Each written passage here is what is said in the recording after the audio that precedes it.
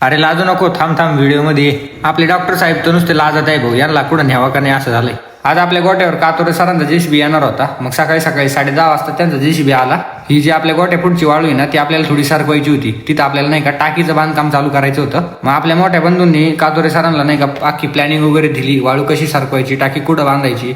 म्हटलं चालू दे तडाखा. मला ऑफिसवर पण यायचं होतं, पण कातोरे सरांना माझ्याशिवाय करमत नाही किंवा त्यांचं कामच होत नाही असं तर मला वाटत होतं. त्यांनी डायरेक्ट मला केबिन मध्येच बसून घेतलं. वाळू बिळू मस्तपैकी सरकून घेतली आणि आपलं एक घरी नाही का कुटी मशीन होतं जुनं. आता कुटी मशीनचं काम चालू होणार आहे, कारण नाही का हिरवा चारा वगैरे झालाय कुटी करायला गायांसाठी. आपल्या कातोरे सरांनी कसं कुटी मशीनला माकडावाने लटकवलंय.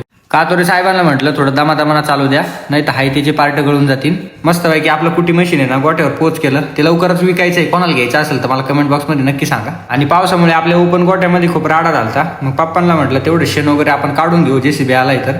मग काय नुसता तडाखा चालू करून दिला. भर शेण का टाकलं बाहेर, भर शेण